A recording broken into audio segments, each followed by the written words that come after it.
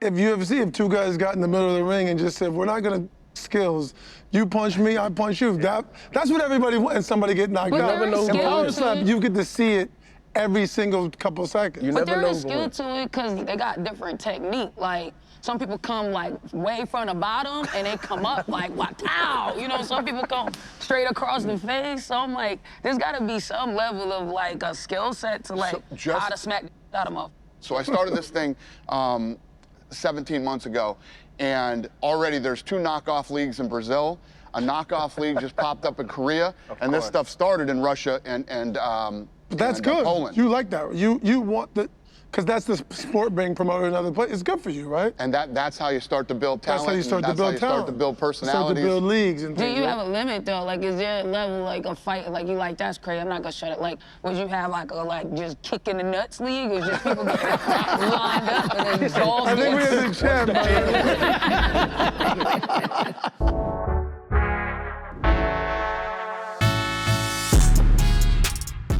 I know that if I land this on someone's chin that I can knock them out. I describe myself as an attention whore. I'm like a firm believer in don't do nothing that you're not passionate about. I want to educate people through music and through my writing. If you come like ready to go, you're good. I don't need everybody to like me. I thrive on the negativity.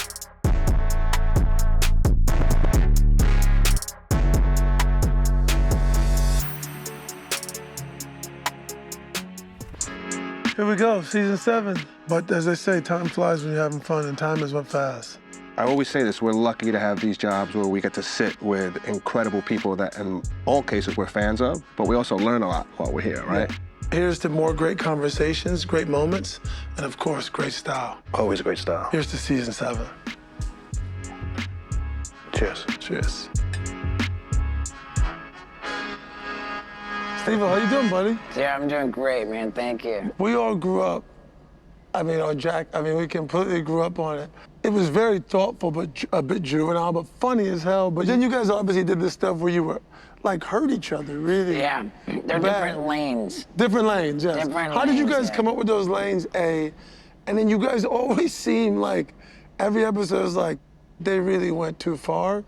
And then that next episode, you would just go, just like try and push it further and further. Yeah. I would say that the origin of everything is just an overdeveloped need for attention. You know, like, I describe myself as an attention whore. Of course, yes. Yeah, and people that always ask, like, man, you got this crazy pain threshold. And it's not the case, man. I just have a need for attention that outweighs my need for comfort. Wow. I just asked you that in the career. Yeah. I didn't know people asked. I was like, how did you build your pain threshold up to be Yeah, so I mean, high? if I was, like, if I didn't feel pain, then I wouldn't be, like, scared, and it wouldn't be, like, fun or funny to watch. But is that also in private life, or do you need people to be watching it happen? Meaning, are you cool with having pain and we're not paying attention? Yeah, if nobody's around, it's not going down. That's an amazing, like, to admit that. A lot of people don't talk about, like, because that word, attention, or can be deemed bad. I think it's stupid to deem it as a bad thing. Right. I mean, I think most people's favorite topic is themselves, and I'm just cool to admit that. You know? I love that. It's... Yeah. Exactly. Yeah, that's me, man. That's you. Did that say, yeah, dude, I rock? That's amazing. By the way, I love that you are willing to admit that. I was reading a funny joke today that somebody said, it was on Instagram. He says, my favorite part about Gen Z, I think I said to you, my favorite part about Gen Z is they've rebranded selfish to be self-care. And it's like, I mean, self-care is good. Like, I always tell people in our company, you hear this all the time, like, be selfish. It's like the best place that they explain this is on an airplane. What do they say? If the mask drop down, put yours on first. Yeah. You can help others, but you gotta love yourself first. And I love that you admit that. Like, but the fact that you're willing to hurt yourself is further than I would go. I always would watch Jackass, and like, part of me was very entertaining, and a part of me was like, these white boys are sad. Like, why are they banging their nutsacks like this? Like, someone should reach out and make sure everybody's mentally okay in this situation. Right. But they just wanted attention. Does the rest of the cast feel that way? Like, just attention, attention, attention? The other guys were always able to kind of turn it off at the end of the day a little bit better. Than you? Yeah. Meaning when the cameras went off? Well, yeah, I mean, I was kind of wild a lot. I was a lot to be around. But then again, in the early days, like, I was always, like, loaded. You know, now I've been clean and sober for some time. Oh, God bless. That's awesome. That's an awesome I do want to talk. You mentioned pain a lot, and we'll get to UFC in a second. This man's in the pain business. It's not often that you can really cut through on something, right? We've kind of seen it all and done it all, but then you came through with power slap, and I don't think anyone hasn't seen that and not had a reaction. Like, how'd that come about when you first saw it? Were you like, is this the craziest thing That's ever? exactly how it started. So when I saw it popping up on social media in like 2017 and 18, I was like, holy, what the is this? And I started to take a deeper dive into it and look at it. And first of all, it looked like it was filmed on a flip phone, you know, in a barn somewhere. And it was coming out of Russia and Poland. And it had 350 million views on YouTube. Wow. And at that time, that was like a Justin Bieber video. And I was like, this is crazy. So I started to get into it, started to watch a lot of the matches, and I said, what would happen if I did this and actually made it legit, made it a sport, got it sanctioned? You could bet on it, and the list goes on and on.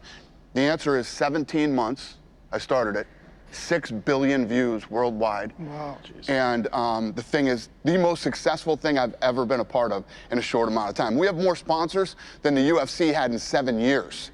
Wow. And yeah, the thing's an absolute beast. And it's a were juggernaut. you all worried about, because the backlash, oh, someone's gonna get really hurt in this thing? I'm in the backlash business, man. Which is what I love about you. You don't back down from it. I feel the pulse of what people are interested in and are fascinated by and what they want to see. And at the end of the day, I'm in the fight business, and fighting sells. Fighting works everywhere. Doesn't matter what color you are, what country you come from, what language you speak. We're all human beings, and fighting's in our DNA. We get it, and we like combat sports, period. And that's what I do. They be slapping at each other on it. I saw that the other day, slapping it. I thought there was one guy that was gonna win. One year I was watching a fight the other day at the homie crib, and one year he looked like he was about to win it, right?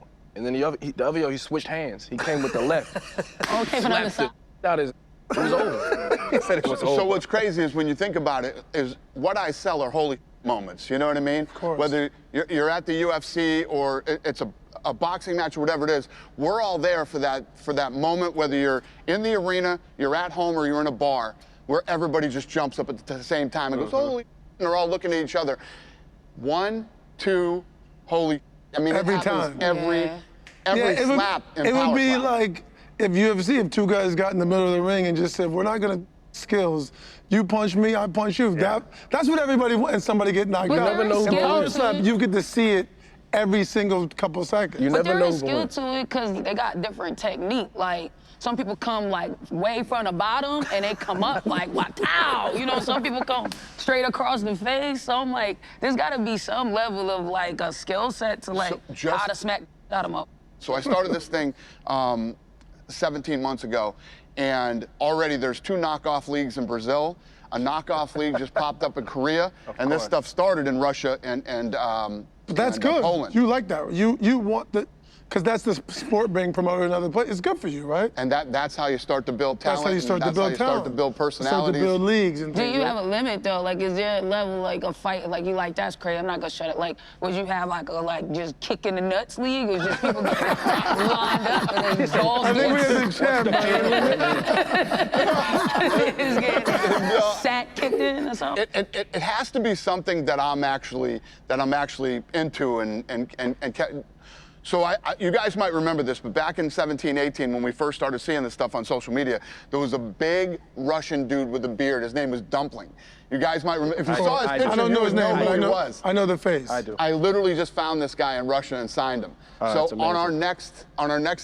next event is in Vegas at the Fountain Blue. Wow. Yeah. So That's crazy. this thing is already incredibly There's women successful. too, right? The women crush it. The numbers that the women pull are huge. Yeah. Will we ever see crossover, meaning like a slap on a UFC card?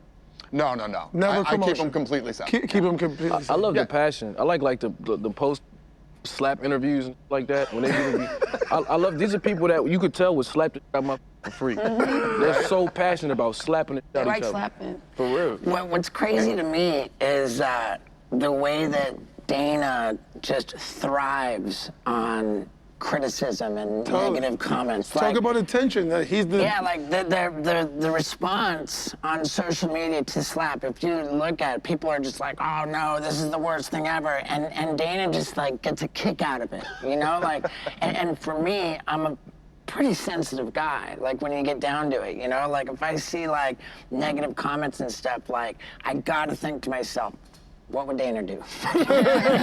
How would Dana handle this? And it's just, I gotta just take the position that the entire world. It's so true. I thrive on the negativity. I love the negativity. I embrace it. You'll see lots of people turn their comments off when they post something that's what. Don't turn your comments off. Embrace it. And the thing that you have to remember is there's 8 billion people in the world.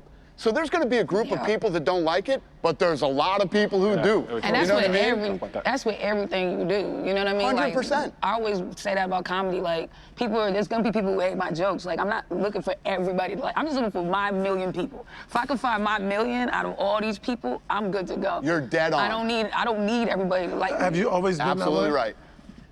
Yeah, man. Cause I grew up with a big family and stuff. My grandma had 11 kids. I had a bunch of cousins. So my friendships were all kind of baked into my family. So even when I would be in school and stuff, if I didn't make friends in school, it didn't really matter to me. Cause I was like, I'll just go home and play with my cousins.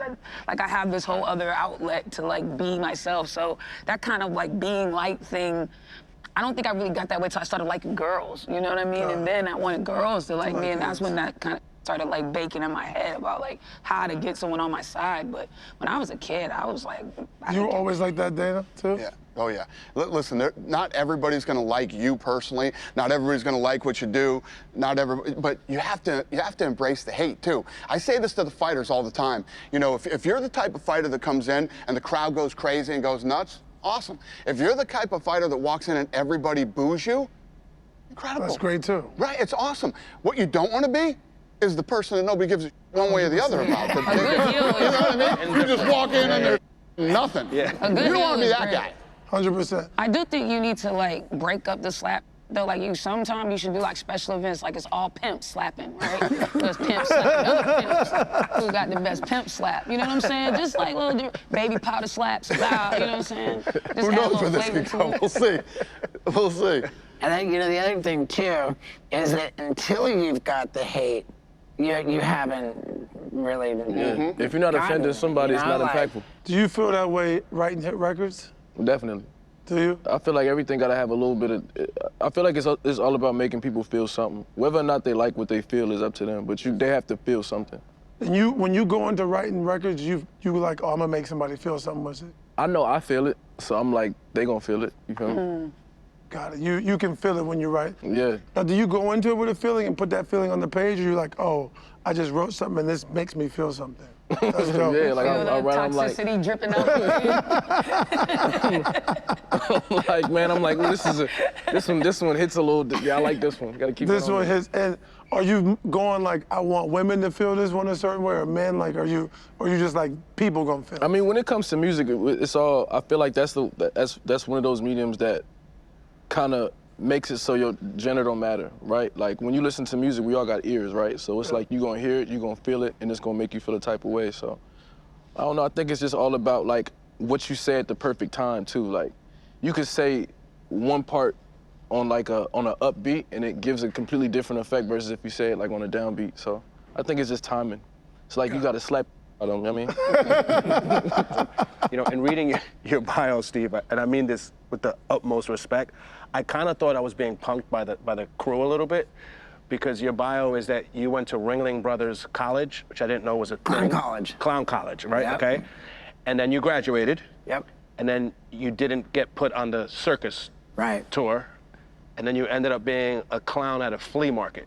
Correct. Is that the right journey? Talk to us about like... That was 100% correct. My first day of filming for Jackass was my last day of performing at the flea market circus. Wow. Like within a half an hour of washing off my clown makeup for the last time in the circus, I was barfing up a goldfish at the side of the road because my car broke down and the whole crew just had to pull over to the side of the road and figure out what they were gonna do. They were like, go get the fish. Wow. Wow. I've known you for years. I never knew that story. I didn't know you went to clown college. That's fascinating. Yeah. I dropped out of college in 1993, and I was just like, I'm gonna become a crazy famous stuntman. And in 1993, there was no precedent for that. There wasn't even internet. They didn't even have email. Like everybody I told my plan to just felt sorry for me. and I was homeless for 3 years. And then I found out about the clown college, and I thought, man, if I graduate from Ringling Brothers and Barnum and Bailey Clown College, then all of a sudden I'm a trained circus professional, and people are gonna take me seriously as a stuntman. I'm gonna be a clown that they take serious. Yeah, and it kind of worked that way. Is the curriculum at clown college like rigorous? It's like a... It was, man. It was rigorous as dude. We trained for 14 hours every day. By the time it was done, after just 2 months, it was more like boot camp. Like, I had fallen in love with the idea of joining the circus, but I wasn't one of the clowns that got a contract. Wow, thank God for you. Right. It worked out. Well, thanks, man. Exactly. Thank you. That's been very kind. You started off wanting to be a rapper, right? Or you rap still? I mean, you still do rap, but you were like, the Brent I know and love, the music I love, is a singer, not a rapper. Yeah. But the beginning of your career is all rap, right? Yeah. I mean, it's just so many rappers, though, man. I was like, I can sing, I might as well just be a singer. I get on a little quicker. So many rappers. But you were dead set on being a rapper for Yeah, my whole life I wanted to be a rapper. Really? Yeah, hell yeah. I was passing out CDs at school and wore a backpack full of them, and I was making beats and selling them. I was a super, like, rap kid, you feel me? What That's were all your I wanted raps to do. like? Versus what your R&B The is? same. I'm about to say. Same, for real. It was like early, like SoundCloud rap. And the only people who used SoundCloud at that time were people who made music and shared beats with each other. But yeah, I was a rapper. Have you been formally trained as a singer? Yeah. Or you just did this on your own? Yeah, I took mad classes and did the whole thing. And I would show up late, but I still show up, you know? Like always been a piss poor student, so even when it comes to vocal coaching and things like that, I'm a student, but I still show up. You still take lessons now? Yeah. And you're still late. You're even later now because you're rich and famous, so you must be even more late now. Tour is a whole nother animal though. Like it's one thing to be able to record in the studio, but then to perform for an hour, night after night after night after night, it takes training just so your voice won't go crazy. So it's a level of training it takes just to not lose your voice throughout the tour. Your muscles in your throat, you have to really train them, exactly. It's crazy. I wasn't prepared for that, but I had to get right for that. And you give R&B, by the way. Don't think you give R&B. Come on, man, don't. No, you do. Now he do, There's for all sure. different levels, though. Like, you give Jaheim. You said different levels? You give Jaheim. Jaheim. You give like All right, I'll take that. D'Angelo vibe. You know what I mean? I'll take that. Everything Yeah, for ain't sure. oily. And wavy, slick, yeah. And Brent, what's that, I was gonna say transition, maybe it hasn't been, but like from being an artist to having your own label, having art, like how do you spend your time? What's that well, like? I've been independent my whole career, so I kind of been sitting in an executive seat before I really realized it. I was having to make a lot of decisions and learn about my budget and all of these things before I knew that was something that artists typically won't have to do. So it was nothing for me to be able to take that same blueprint that worked for my career and then use that to facilitate other people's careers, you know, going where they're supposed to go. And I started off in the production game. Like before I was even rapping, I was on beats. So I knew off the early like how splits work and how publishing worked and how, you know, so. Yeah, that's how he got so, he's been celebrated in a big way for that. Became a massive star and never signed with a record company. So he owns all of his own. That's how he got so rich. That's brilliant. It's brilliant and hard to do. And then, you know, being involved in the business side, knowing the budget and what everything costs and where the money's going. Brilliant, yeah. How did Good you, for you, man. Congrats. How did you resist? Because Appreciate you. every label wanted to sign you. I remember when you just did your deal with United Masters, it was like a massive thing in the industry. Everybody wants Brent. Where's it was Brent going? nuts. Where's Brent going? Honestly, I'm more just, I do things like based off the people, right? So if I like who I meet with, like I do things based off that. because I'm a creator first, I'm like a firm believer in don't do nothing that you're not passionate about. So I feel like oftentimes people be wanting to get rich and they worry so much about the money that they end up never getting rich. When I feel like it's really a win if you just enjoy what you're doing. So I could take a meeting with somebody that's offering me everything in the world, but if I don't like you, then I'm not gonna do with you. Yeah, exactly. So just something as simple as that, like is this somebody I'm gonna really have to be able to have conversations with? Like, am I gonna pick up when they call? If the answer is no, then I can't work with you. For sure. I think one of the things that I personally selfishly love about this show and this platform is talking to people like that have built something, right? And you obviously have built the UFC. One thing that I was blown away by is when you first bought UFC, you were just given the name UFC, right? Like, Well, what was that process? Yeah, like what came with that? Like, it wasn't the empire that it is now. Well, when you look at the UFC at the time, it was going bankrupt. So the owner at the time had stripped the thing down. He had sold off the video rights, the video games, the merchandise, all the things that surround the brand were all sold off. So all we bought were the 3 letters, and which weren't even really protected legally, and an old wooden octagon. So when you really think about, when people look at the UFC now and like, oh, you bought it for $2 million and now it's worth this, they have no idea what it really takes to build something like that. Like his story, what he was just saying, it's ironic that you're here today and we're talking about this. I literally just saw this thing on Instagram where it said, and I don't know, you can't believe everything you see on Instagram, but this is what I saw and this is my knowledge of the music business. So they basically said, guy like this pops up, they think he has talent. A record company does a deal with him, they invest $250,000 in him getting in the studio making an album. Does well, he goes on tour, da-da-da-da-da. And by the end of it, it said, there was $5 million in revenue, right? Then they take something like 80% of that money, then they charge him for the tour, the this, the that, all this other, and now it's negative. He's negative $500,000, and that floats over to the next album, that negativity, and it just goes on and on and on. So Instagram was right. That's how it be going. So nobody believed in this thing at all. Nobody thought that this thing was going to be big. Nobody thought it was going to work, except for 3 guys. Me, Frank, and Lorenzo Fertitta. Why'd you guys believe? There were a lot of different reasons why we believed this would work. I thought it was more exciting than boxing once I got into it. There were better stories. There's so many different people from so many different walks of life. Boxing had the same story. I came from the mean streets of such and such. If it wasn't for boxing, I'd be dead or in jail. That was like every guy's story in boxing. We thought there was better stories to tell and that the sport was more exciting. What I'm really ready for is to get rid of all the boxing promoters and let Dana run boxing. I love boxing. We need you to run boxing. It's gonna get crazy. I know you probably get that all the time. They're gonna be slapping at each other. The promoters should just get out, it's just not. I love boxing. I'm in every time, but we need you to run. I mean, I love UFC, but are you a fan? I am. I am. I get the fights. But it took me a while to get into it because Totally get it. At first it does just come off like barbaric as.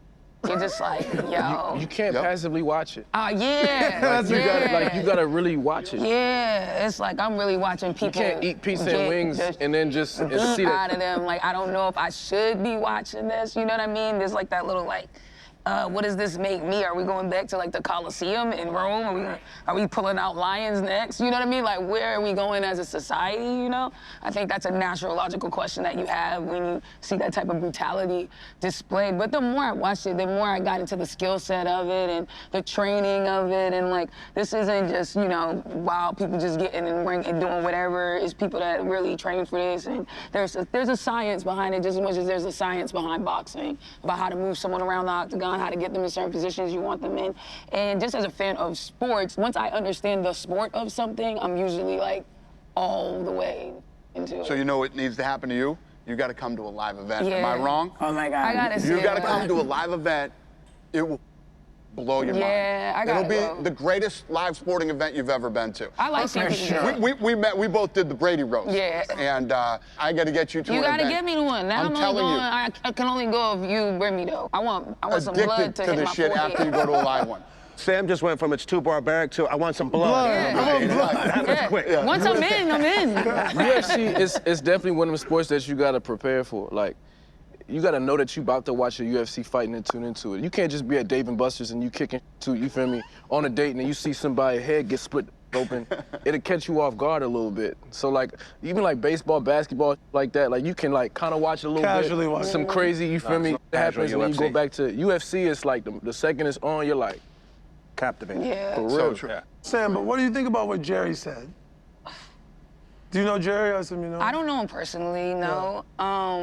Wait, who said what? Somebody said something about masculinity? Who's Jerry Jerry. Seinfeld. Jerry Seinfeld said, Yeah. what did he say exactly? Just kind of, in essence. He misses the days of dominant masculinity. Yeah. I don't know, man. Sometimes, this is gonna sound like a thing to say, but sometimes I just wish like older people would like be quiet. It's like everything, we don't need to know everything that you feel or you thinking about everything.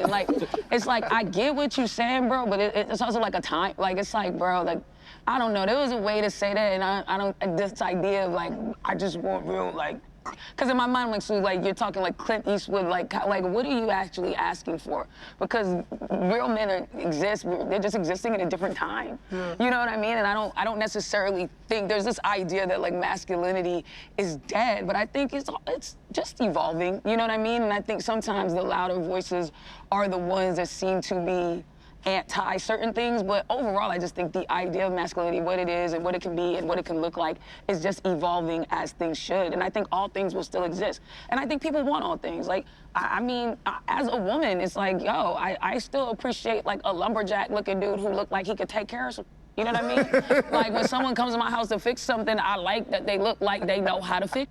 You know what I'm saying? You don't want the R&B No, showing up. I don't want no silky boy showing up to do some real energy over here. But then there's energy for the silky boy. Where I'm like, I would appreciate the silky boy at this moment. So I just think there's room for the scope of what it Silky Boy is crazy. But do you think about, like, obviously in R&B, that's a part of it, like sexism and masculine. Even SZA, like, she wrote, her song, She Kill My wild. Ass. Man, she wild. Like, if you listen to her, do you actually have a thought about any of that when you're writing, or you're just writing how you feel? Nah, I don't even think about that. Like, it's more just how I feel in that moment and how everybody feel in that room while I'm making it.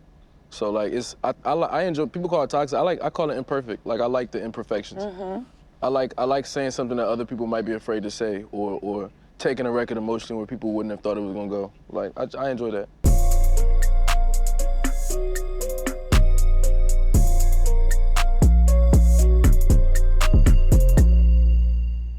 As I kind of figured it out and found my way, I found my voice. I figured out what I am. I can still be nuts. And trust me, I'm nuts. I'm not done being nuts. Like, I'm literally about to get a boob job for my next show. That's awesome. I'm keeping my tits in for 2 months. You can have mine. She said you can have hers. I want mine gone. Are you serious? Yeah, I'm There gonna we go. like, it's because my next show is gonna be called Steve-O's Gone Too Far Tour. That's my tour. Oh my gosh. And I'm like, You're gonna do what? I'm gonna get a boob job.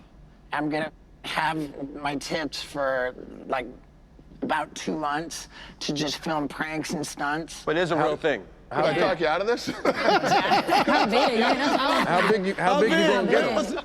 As big as I can get them. For real? You're gonna Yeah. go like super titties? Like, I mean, as big as it can work, you know? And That's I just had crazy. the most insane writing session with Johnny Knoxville and Jeff Tremaine, our Jackass director. And, you know, like, I'm gonna be like the guy, I'm gonna call you when I get in the car. Talk you out of this. This is crushing Dana's sensibility. you know what? That's like, crazy. it's like Dana's Dana brain is said. spinning in his head. It's like Dana said, don't be the guy that nobody gives a about one way or the other. Yeah. You know, and like like you said, push the boundaries. You know, like, oh, you thought I went too far, and then the next time, like. But here's the real thing, Steve-O. What I'm hearing you actually say, attention is the thing you're addicted to. I mean, I don't know. Like,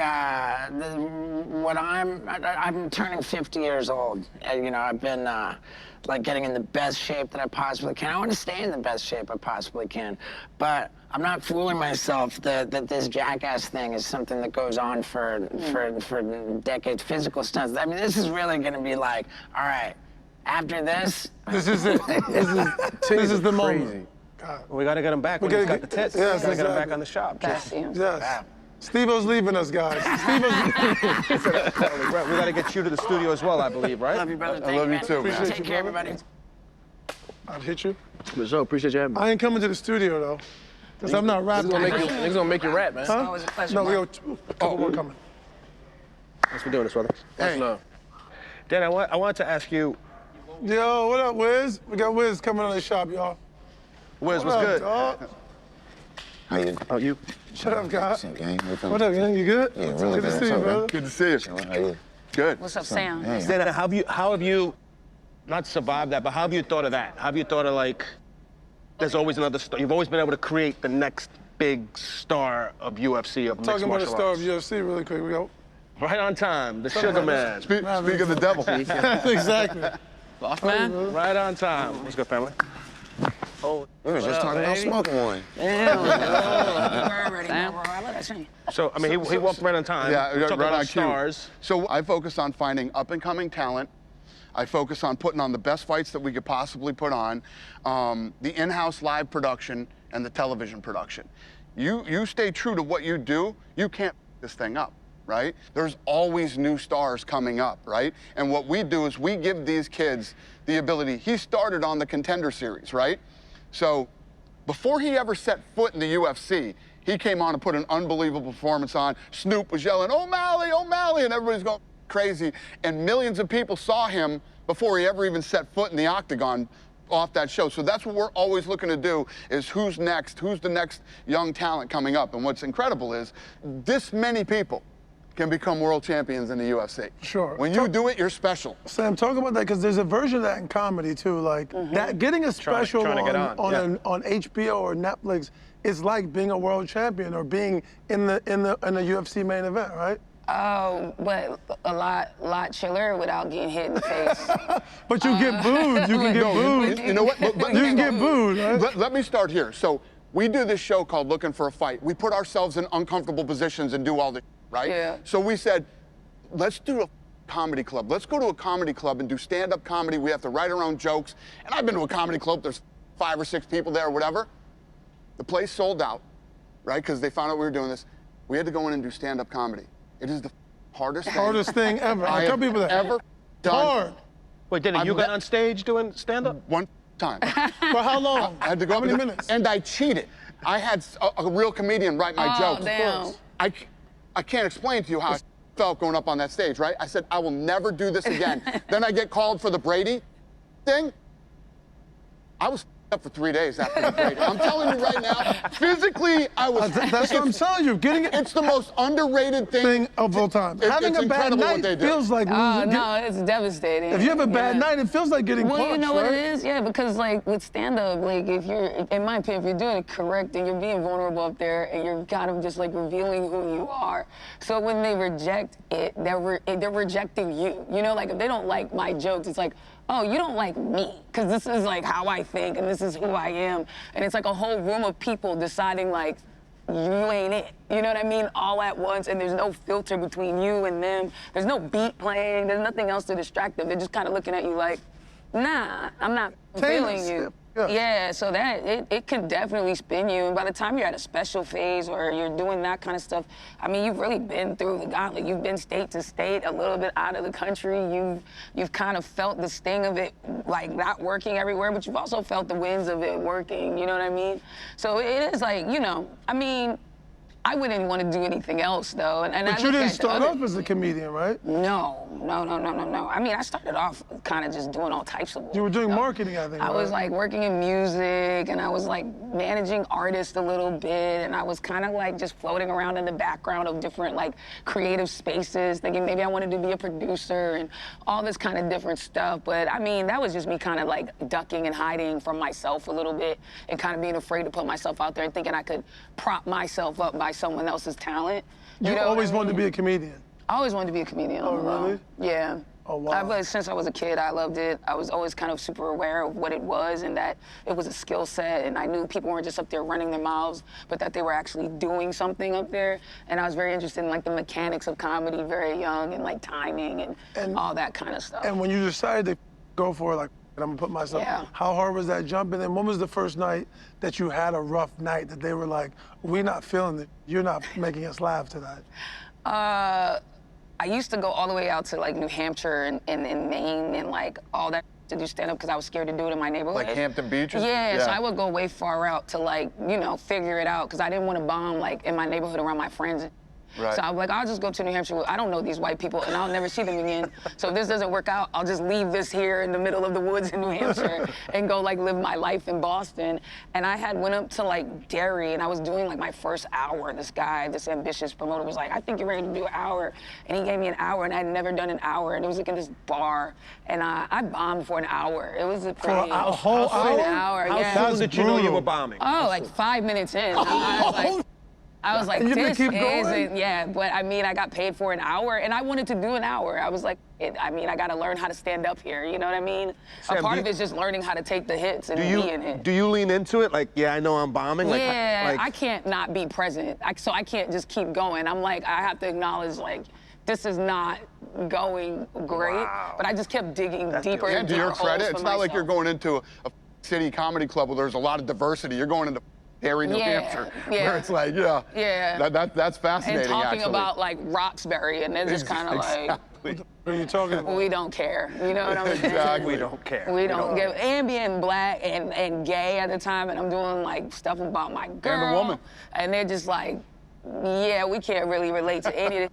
But I had to learn how to like serve it up where everyone could feel invited. You know, I think that's the first mistake a lot of people make is they do like that. And then they're like, this doesn't work because people are into diversity, or this doesn't work because people don't accept me because I'm black, or it's because they don't accept me for it. And it's like, nah, you just didn't really put the package on it that invites everybody to sit down. You know what I'm saying? I love that. You've isolated yourself within whatever that identity block you put yourself in, and people just don't have an access point to kind of understand it. So doing that kind of taught me how to give people access points so that they can not just be like, this is a world I don't get, you know?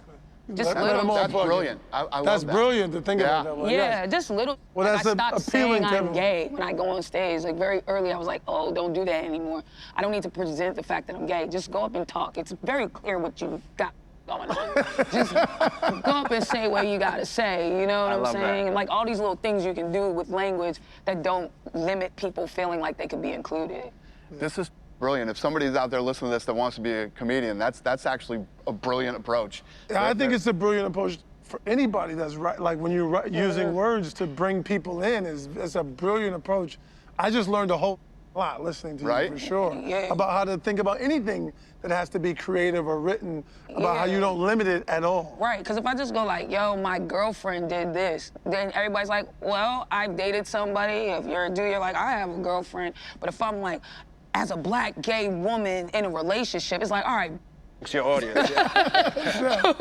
We don't care. You know what I mean? I'm not a black gay woman in a relationship, so you immediately separated me from this conversation, you know? Sure. That's Wiz, I know. I was just curious. ahead, please. Since the roast, have you noticed a big difference in It's people talking to you since the roast? It's crazy. Mostly women are like That's giving awesome. me the googlies. Yeah, because that thing crushed it. Yeah. It pulled massive numbers and It got you know, crazy, like, and like different people recognize. I think that's when you kind of know you've broken into a different group when it's like, oh, I've never had these type of fans before. Like I was walking through the airport and an Asian family stopped me, a grandma, a kid, a husband, and a wife. And I was like, I've never had Asian fans. This has never happened to me. So like Those are the something happened, you know? kind of opportunities for comedians to, you know, if you could be a part of something like that, those roasts are so huge. Yeah. Those make or break careers. Yeah. Do you get any more opportunities from that, Dana? Huh? I saw your minute. Do you get any more opportunities? It's funny you said you never do it again, but you did it. Yeah. You were, I was at the table. You were You'll nervous. never see me doing comedy ever again. Oh, by the way, that you guys probably don't know, there were 12,000 people there live. You're gonna make them all 12,000 people laugh. there live. Then when it's your time, they come right in with the camera and the whole thing. You're standing there and there's millions of people. Like 70 million people watch this roast. And you gotta make them laugh. You gotta make them laugh. They want you to laugh. Yeah, that Never again. Wiz, talk about also what Sam was talking about, like, because you're a writer, like Sam, you and Sam are both writers. That's what y'all use English. By the way, it's one of the greatest gifts in the world, by the way. I have no ability to do it, but they able to just put words down, deliver a them. writer. Huh? And then make somebody feel something is a big deal. Yeah. And like every time I listen to a song, like I feel something. But talk about your evolution as a writer, because in those days, from Black and Yellow all the way to where you are now, like, how did you keep evolving your yes, exactly, your writing to bring more people in, to be able to deal with how you feeling and you're going through? Yeah, definitely. I think it was just a process of, like I said, identifying like who my fan base was, and like you said, just making people feel involved. I figured out that my strong point is, you know, the similarities that we have as people. Just through music, everybody feels something, everybody goes through something in their day, everybody has family members, so it doesn't matter what color you are, what background you're from. As long as you can tap into the similarities instead of the differences, you'll get people to come together. And that was always one of my main goals, is to just blend all different genres, because I listen to everything. I listen to rock and roll, I listen to pop music, I listen to, you know, current hip hop, I listen to old school hip hop, everything. So I want to educate people through music and through my writing and through, you know, my experiences. And that's just what I feel like my job is to do, is just to have the most fun and to try to educate people who are doing it after me. And nobody wants to be sat down and preached to, you know what I'm saying? Did somebody teach you how to write, or did you just I learned just by writing poetry at first, and then I started freestyling, writing raps and like that. But when I got into the studio with E. Dan, that was like my first mentor. How to make a song, Who right? sat me down and told me like 16 bars is a verse, 8 bars is a hook, another 8 bars is a bridge, and taught me how to structure songs. And yeah, that was E. Dan who really sat me down and taught me how to really write, like the format of it. Got it. And how to count bars too, because a lot of people don't know when you're listening to music. I still really don't know There's how a bar. It's easy as hell. It's super easy. It's easy. It's 1, 2, 3, 4. That's 1 bar. Got it. And 4 of those is 4 bars. 16. 8, 16, and then, you know, it's math. But it's like, I'm ready to get in the studio, baby. you ready, you already ready. He's making this, he sounds cool. It's easy because it's time and it's tempo. So if you know tempo, you know it repeats itself. You know what repetition is. You know what repetition is, so you know. Can't sing or write or rap. But you know the repetition of a job. It's the same rhythm thing. in Like when that you too, fight, though. you're trying to throw somebody off tempo. So you might go 1, 1, 2, and then see if they, you know what I'm saying? Yeah. It's all tempo. There's a It's rhythm like, to that. Exactly. There's a It's rhythm alive. to comedy. And There's yeah, a rhythm it's to it. the rhythm, it's the timing, it's all of that. So when you study that and you figure out human beings, then you're able to apply that to your music. You're like, oh, this is gonna go crazy, because you know, like, you know what I mean? You know how it feels. So I know Sam's got to go, but I want to make sure we get you to a UFC fight and we get you to Yeah, a tour. man. If it I works. definitely You and I will connect for sure. happen. Love to get you to No fight. doubt, for sure, man. This Sam, was great. Thank you appreciate so you. This much. was awesome. I appreciate y'all taking the time. Thank By you. the way, It's we nice gotta to meet get- you. Nice to meet you as well. Appreciate the love. Yo, Keep doing your thing. Thanks for doing this. Pete, we gotta get Brady Rose, Thank too, you, man. man. Congratulations. we gotta get in the men's grooming line some dive. For sure, yeah, for sure. Did you grow up as a boxer? Did you start as a boxer? I played sports growing up: football, basketball, soccer, baseball. Where'd you grow up Helena, Montana. Hello, Sloane. How are you, darling? How's it going? Hi. Blue is my favorite color. Oh, That looks good. Word for you. There we go. So no. Go ahead, keep going, sorry. Yeah, going into high school, I don't know, I think I was going to my freshman year or going to my sophomore year. Insecure, you know, kid, wanted to fit in, wanted to be cool, wanted to get chicks. I'm like, what better way to do that than start fighting? So I went to the gym and I'd never stopped going, but I instantly was like, this is what I want to do. I was sparring, you know. But you went to the gym to box or to do I was like jiu-jitsu? kickboxing. It was like kickboxing. We'd spar, you know, small gym, and we'd basically just spar. Go to the gym, kind of spar, and I was naturally good at it. I wasn't like an orthodox fighter or a southpaw. I'd fight like I do now. I just kind of mastered it you know, kind of. But so I just kind of was naturally good at it. So I was knocking people out when I was 16. Got this confidence, and you know, that carried into my career. I was like, I know that if I land this on someone's chin, that I can knock them out, and that gave me that confidence that. I mean, having confidence that you can put someone's lights out with one punch going into a fight, feels good. Of course. Does now that you can ever- you can knock out with both hands, right? Oh You yeah, have I power mean in every both limb hands. on me, foot, got knee, dynamite in that elbow. right I hand, can though. do. His right hand is the one. Dipped in sleeping something, NyQuil. And melatonin. Yeah, just he touches you with that, you're going to sleep. And it's one thing to be able to do it on the lower level, but then to be able to do it on the big stage with the baddest dudes in the world. Yep. He's got that. You know, Yeah. you either do or you don't. And you don't train to have knockout power. You either have it or you don't. I want to ask you, that's a good is, point.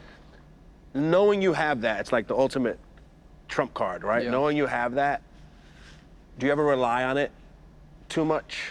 No, I mean, my last fight with Cheeto, I knew the tough Ecuadorian, never been dropped, never been knocked out. Like, I believed truly that I could put his lights out, but I was also prepared to fight for 25 minutes. I'm the champ. Title fights, they're 25 minutes. Regular fights are 15 minutes. So, you know, I had to come in really, really good shape against a guy that's very tough, very durable, a guy that had supposedly beat me once before. That's up for debate. But yeah, I never go into a fight just praying that I land it. I'm always prepared to go the distance. Can you? That's a good point, Danny. You're right. Like like in boxing or in any combat sport, some people just have knockout power, some don't. You can lose it, but you can't train to get it. But also, I don't think you can also train your chin either. Some people can take a punch. Can you train to take a punch? I think the way you take a punch is by eating healthy, sleeping good, take care of your body, and being in really, really, really good shape. I think, you know, that's kind of how you train your chin. But, you know, the knee, I don't know if you guys heard the knee I hit Cheeto with in my last fight. It was, I think ESPN or someone just dropped new audio of it. It's disturbing. I don't even know how he took it. Where'd you catch him at? I think it landed on his cheekbone. And you can hear the bone break? No, You heard it? it's like a car crash. It's loud. It's like disgusting.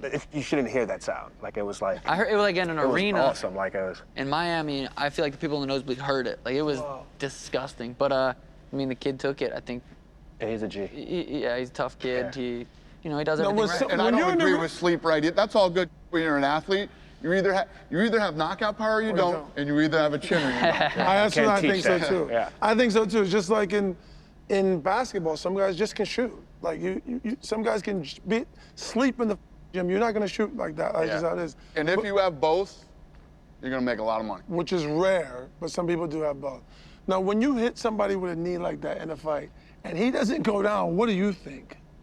Because you knew you caught him flush. Yeah, it was the second round, so I still had a long time to fight. You know, I tried to put it on him for a little bit longer, try to put his lights out for good, but, you know, I knew also you can't, I feel like with experience, you understand that you can't blow your load trying to get somebody out of there, especially someone that's known for having cardio and coming on in the later rounds. So I just feel like I've had over 30 fights, so I was very composed, tried to put his lights out, realize, okay, getting towards the end of the round, he's gonna survive, and just staying composed, you know, won the round easy, and, you know, carrying on the rest of the fight, almost knocked him out in the fifth again. For sure. Can either of you just quickly explain, because, you know, you just said 25 minutes, and people watching this think, like, yeah, 25 minutes isn't, how long those rounds are, a 5-minute round, and what that's like just from a cardio, just mentally, yeah, just what that's like. In a fight, anybody you train as well, but like, You fought, didn't you? Did you fight? I didn't fight yet. No. You just trained? Yeah, I trained. gonna fight? No, I'm not gonna fight. You just been training? Yeah, I just been training. MMA? Yeah. Yeah. I'm not doing no fights with that. You can die when you go in there, bro. Yeah, for sure. But have you Yeah, I spar. live sparred? Yeah, I spar. So you felt that? Yeah, for sure. Hell yeah, I go to sparring and all I've that. sparred before too. what's that like? What's a 5-minute round like? Like just 25 Got to be the when you get in there with another man that's pushing you as hard as you're pushing him, Eternity. and you can speak to this more than I could. The closest to death you'll ever feel, right? Oh yeah, yeah. It's yeah. an eternity. It feels like a long time, but I mean, it takes me, I prefer to have at least 12 weeks to prepare for a 25-minute fight. So I start my camps about 12 weeks out, slowly build up to 25 minutes. But some people just have that gas tank, they could just go. Some people you have to really, really, really be efficient with your energy and, you know, really train hard to get that. But there's some guys out there, I mean, like Merab, the guy I'm fighting next, dude's a machine. He's just known for his cardio. And, you know, so there's different levels, athletes, different genes, different stuff. What made you get into it, Wiz? It just started getting popular, like, within the community that I was in. Like, a lot of my homies ended up going to the gym and started training, but they were doing jujitsu. And I was cool with that, but kickboxing was just more natural to me. Like, I could kick really well, and it was just something that my body just responded better to. And then I started lifting to just be more athletic and be able to compete with the people who I'm in the gym with. And then it just turned into years of me practicing and just learning new techniques and, you know, with different people and just learning different styles. And I just realized how endless this is. So, like, I'm a lifetime, you know, martial artist where I'm just training for life. Like, I'm not training just for a feeling fight, good for I'm life, training for life. Yeah. But it's a good feeling knowing It's great. you can kick somebody. Like you said, the confidence, and then I have an 11-year-old son, so it's like to be able to pass that down to him as well, you know what I mean? Like, when you're younger and when you're growing up and you know how to defend yourself, or, you know, if you just want to throw the hands, whatever it is, you have that confidence, you know you could, you know what I mean? You could take it, you can give it. That's really, really good for a young man to have. It's good for somebody my age to have as well. And, How often you train? I'm in there 5 days a week. You training for real? Yeah, for sure. Hell yeah. You training for real? I'm dedicated to it just because I love it. I really, really love learning new techniques and all of that. And yeah, it's fun. Have you noticed a difference in your mentality, like mentally, Yeah, how you 'cause feel since you've been training as a fighter? 100%. It taught me a lot of patience, and it taught me about the process, about just loving and enjoying the process. Because I think nowadays, and especially in what I do, I've gotten so good at music and, you know, whatever. So it's like the gratification can be instant. But with that, it's not instant gratification. You have to work, you have to grind, you have to put in the work to see the results. And that really slowed me down mentally, where it's like, you know, I approach different things in life or different projects like that. It's like, it's cool if it doesn't happen right away. Like, you know what I'm saying? It'll be better if I just build on top of it and see it come together as opposed to just trying to jump out there. So, you know, doing that, challenging myself, and anybody is going to be a challenge, and you're going to have to break through these walls. You'll find these points mentally where you're like, yo, I can't do this no more. And then you'll just find yourself doing it. So that definitely translates throughout life. Yeah, definitely. Do you feel that way in your sport too? Like, obviously, your sport is one-on-one also. Most of that, there's duels, but there's usually one-on-one. And there's no break in a mano-a-mano match. In basketball, I go, okay, get a couple possessions, I'm gonna go stand in the corner and let these two handle it. In your sport, there's no break. You have to just keep, I'm tired, but I'm not tired, I'm okay. How do you break through that when you feel like there's a wall there? I feel like it's just training, right? I mean, obviously for them, it's life or death. My sport is not life or death. Like, one wrong move, one little break, some little distraction. Like, I've been to one UFC fight, and I was like, yeah, no. To watch was too much. I saw one of the girls put someone in a headlock, and I was like, and they were chanting "break her arm," and I was like, Mom, I gotta get out of here. Like, this is overwhelming, right? Your mom was chanting "break her arm"? No, not my mom. No, the crowd started chanting "break her arm," and I was like, wait, is she really gonna break her arm? And I was like, she definitely was going to. No, she was going to snap her arm, like, better tap. with nothing. Like, we went to it was in Madison Square Garden, and I was like, this is different, right? Like, this is real different. It was the first fight, like one of the first fights, and the break her arm thing. I was like, Mom, I don't know if I can hang. Like, this is a lot, right? And I think in tennis, totally different from fighting. Like, it's one-on-one, but a little distraction, you can lose a match. But again, tennis can go on for so long. You could play a 3-hour match for men. You could play a 5-hour match. Like, what's the longest you ever played? 4 hours and 44 minutes. Which were at? That was, I don't know, I was like 20 somewhere, I don't know. So, 4 hours at home? Yeah. Do you get little breaks at all? Like a little 15-minute lunch? No, you just get like a minute and a half, like during the changeovers. No, that's legit. 4 hours? And you just keep mental going. Mano-a-mano. Yeah. That's mentally.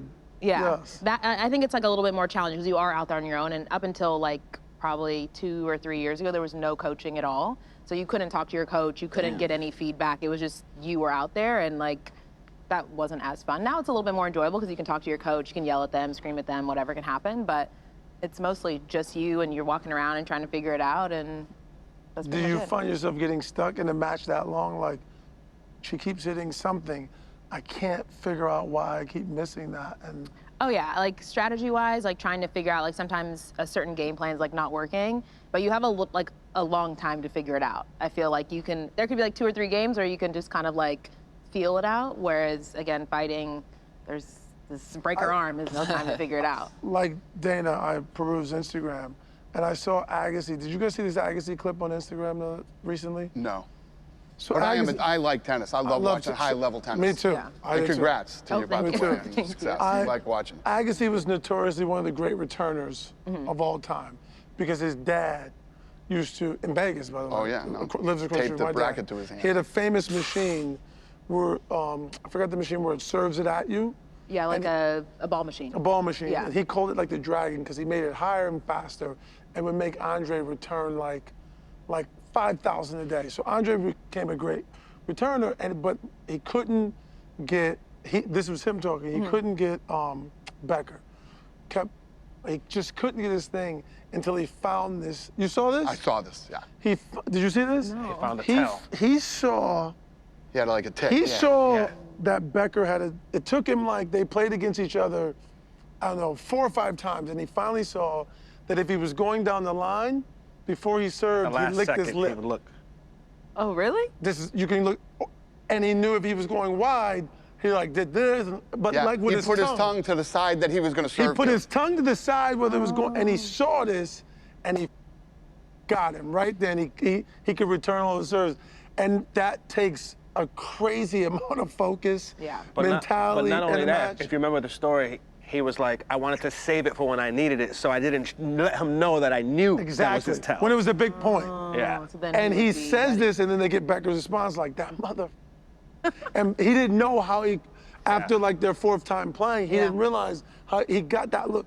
Are you looking for, over 4 hours, can you get a tell from someone? Well, sometimes. A lot, like, in general, I think I've been playing so long, it's like my 15th year on tour, and I feel like so many of the girls, and you've played so many times. If you played one person 10 times, like, you kind of know what their game style is, their speed, their ball, how they practice, all those things, and I think once you kind of get past that, once you get older, like, and I think it's just like whatever version of you shows up for competition on that day, if you come like ready to go, you're good. Like if you come a little bit, sluggish or whatever, like it's different. And I think for tennis, you can have these long battles and not be playing your absolute best, but you have time to figure it out. God, and to Wiz's point, Sean, how much are you paying attention to what he's doing? Like, okay, he keeps throwing that right hand, I got to get out of the way of it. Or you just paying attention to myself, like, okay, I'm looking for an opening. Where's the opening? Where's the opening? I'd say majority is kind of just focusing on myself, just letting myself flow. Got it. And making sure you show up in that moment. I feel like I've kind of, I don't want to say mastered it, but I've gotten really good at making sure that I show up, preparing for 12 weeks in the back, following my breath, meditating, call it whatever you want, but just like really actually taking nasal breaths, feeling it in my stomach, and just slowing everything down, and almost kind of like, I feel like I transform into sugar in the back. That's like, awesome. I feel like when I walk out, I'm like a different human, just accepting whatever happens is gonna happen, and just kind of giving myself the higher power to take over. And I feel like I do that through breathing and breath work, so I Right. make sure I know I show up each time. But to do that, you have to do that throughout life, throughout camp. Being I able would to say, slow down. that's a lifestyle. That's Yeah. You're doing it as a fight. I think about that just as, and I don't fight anybody, but as a lifestyle. But if you talk to any great athlete, regardless of the sport, they sound like you just sounded. Like you talk to Deion Sanders, like laid his uniform. He's famous for laying his uniform out before the game. Like he would become prime. time, Like yeah. if you talk to LeBron, I've known him 20 years. If the game's at 7 o'clock, he's at the arena at 2 o'clock. And like he has this build, and he actually has music, and by the time the lights come on, he's out there. He's kind of a different guy than the guy that showed up at 2 o'clock. But it's a Tyson build talks to that. about that too. Yeah. Tyson does the same. That's what I love about sports that aren't team sports, like the mental and physical warfare that goes on sure. during these fights, matches, or whatever they are, where there's not a team. It's not like, oh, I'm off and having a bad night. all on you. They'll Pass sit me the ball down, they'll off, put this yeah. player All in, they'll on do you. this, that. All on you. You're in, right? Yeah. So then, like for tennis, like you guys are in a war, 4-hour game, right? You're in a war, and you know, you got to get the match, then break, you know, and it goes back and forth, and I just mentally, it's just like fighting. Well. It's the same thing. the My same thing. opponent is pushing me and trying to break me mentally. I'm down 2 sets, Yeah. right? Do I fold and just, you know, lose this whole thing, or do I dig deep, fight back, and how do I beat her, and what do I see? That's what I love about individual sports like this. I agree I'm with actually you. a tennis player. And in tennis, when tennis is you played can at the see highest it. level, it is And you can see awesome. if a person breaks, if they're like, I'm out. 100%. Yeah. Someone could be better than the other person, but if they break mentally, it's over. Yeah. Right? That's right. And you Yeah. feel it in the game, Yeah. right? You feel when Yeah. you broke them. But I also see like when you watch tennis, you can see it. Like you can 100%. see it. Like maybe when you're in the match, you can't see it. But if you're watching and you're watching, like I don't know, Novak play someone, you're like, oh, he's about to get this guy. Like this Can guy's you about to feel it crumble. on the court though? Can you see like she's broke? I got her. Yeah. So I'll be like, oh, she's getting mad. Okay, good. Like we were playing doubles like a couple months ago, and one of the girls we were playing, she was about to lose her. And we're like, just keep hitting every ball to her. She's about to break. She's about to snap. Just keep She's every about- ball to Just her. right there. Like Yes. she's going to snap. And I feel like when I watch it on TV, I'm like, oh, it's happening right That's what now. you It's do like to me, 2 more pickleball. games. Yeah, like it's so 100%. good. Keep every ball. So I have a question. 99.9% of people on earth will never know what this feels like. When that dressing room or locker room door opens and they say, hey, it's go time, what are you thinking as you're taking that walk to the ring? I'm always the most calm I've ever been. It's almost easier to get into like a meditative state for me back there than it is to like if I was sitting in the sauna or in the hot tub or just breathing, trying to get into like a quiet my mind. Like it's challenging to do that. For some reason, fight day, that moment, like I'm just calm, and I feel like you can see it in my fights. You can see it on the walkouts. I just feel very calm, like I'm supposed to be there. I get to be there. A lot of people, a lot of fighters, you know, and I've felt that before early on in my career. It's like, I don't even, why am I even here? Why did I sign up? Why am I here? But I've really been able to kind of flip that and be like, I get to be here. I get to perform. Super thankful for the UFC that I get to perform at the biggest, highest level. The most is on the line. Like that, the more people, the more eyeballs, the more lights, the more calm, the better I'm going to better perform. And I think I just have cultivated that through mindfulness, breathing stuff, you know, performing as many times as I've done. But yeah, just feel very calm. Wiz, you and Snoop are the only 2 people in the world who can smoke any where y'all go in the world. Do you smoke after you train, before you train? Before and after. Oh, you hit it beforehand? Oh, hell so you yeah. walk in the train and chill the out? Hell yeah. I mean, I think smoking just like relaxes my everything and just allows me to chill and just, because you have to be relaxed when you train, you have to be relaxed when you perform, you have to be relaxed when you create. I'm going out on stage, I'm performing for 2.5 hours. I can't be like uptight, thinking about every word. I have to just be loose and just let the muscle memory kick in. Yeah. And smoking weed and listening to old school music allows me to do that. You tap into your character and who you are, but you have to let that happen. You're not in control of it. Got it. And what kind of weed, what do you smoke? Is it I like smoke Khalifa Kush. That's my weed. Of course. It's the best weed in the world. The strongest, most tasty. What will it make and- me feel if I hit it? I'm not Do a you weed smoke? I do not smoke. See, I recommend it for people who don't smoke. Yeah. It's the best Really? weed to hit, like, if you're not a real smoker. But if it's the strongest, well, Yeah, what because it's the- bomb what happened weed. to You're me? hopping right in there with John Jones. I'm putting you on the highest level. You getting straight in there. Get your ass, Yeah, man. get your black belt. Get your ass. Yeah. Sloane, can you get high and be missing the ball? Let's go. You're floating. Absolutely cannot. but aren't they looking for performance-enhancing drugs? Yeah, but Not technically weed is performance enhancing. I don't know how. Of course it it makes is. you doesn't it relax It is. It's performance. Not before fighting. Yeah. It enhances my performance every night.